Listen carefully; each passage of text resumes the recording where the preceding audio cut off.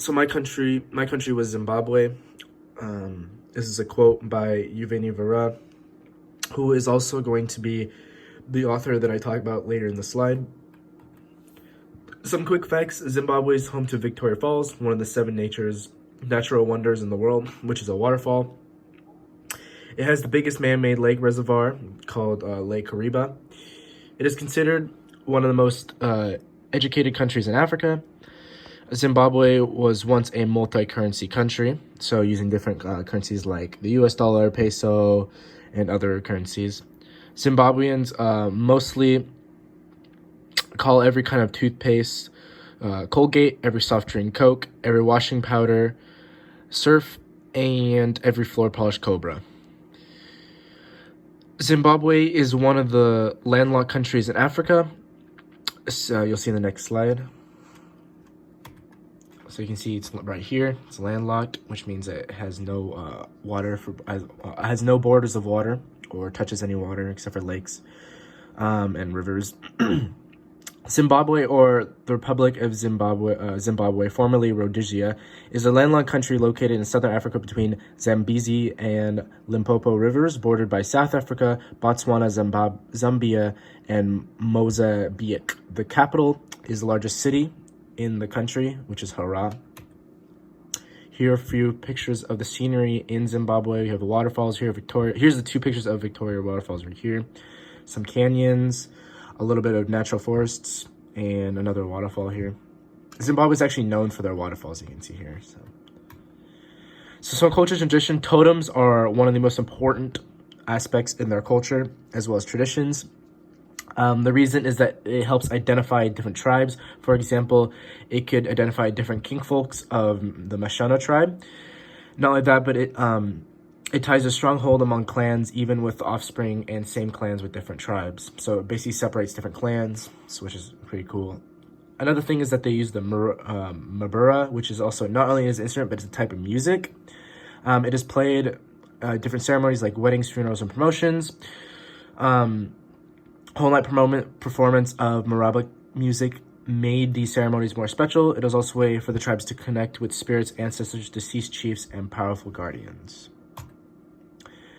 The colonial era. So in the 1980s, the British arrived with Cecil Rhodes, British South Africa Company. In 1898, with Southern Rhodesia, the name Southern Rhodesia was adopted, which today is known as Zimbabwe, this is the original name of Zimbabwe, is Rhodesia, until it was changed in 1980. The colonization of Britain had a harsh impact on the Zimbabweans. One of the major outcomes was how the people were treated. So, for example, they did not get proper education. Welfare benefits were extremely low.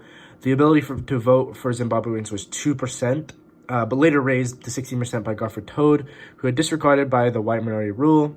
Land was taken out of their hands into the rich of the British colonies. And here's a picture of the higher social class of the British who owned most of the land. Not only that, but these were part of the white minority groups. And Garfield Todd was actually disregarded by the white minority because he was trying to help the Zimbabweans get some of their rights back as well as their land. So this is the author, Yuveni Vera. Yuveni Vera was born on 19th of September 1964 in Bulawayo, Zimbabwe. She attended York University in Toronto, where she received her doctorate in English literature in 1995. Her first book was a collection of short stories entitled Why Don't You Carve Other Animals, published in 1992. Her novel, Under the Tongue, won the Commonwealth Writers' Prize, Africa Region Best Book, which is also one of the highest awards you can get in Africa for authors. So this is the book I chose from her. It's called Nihanda.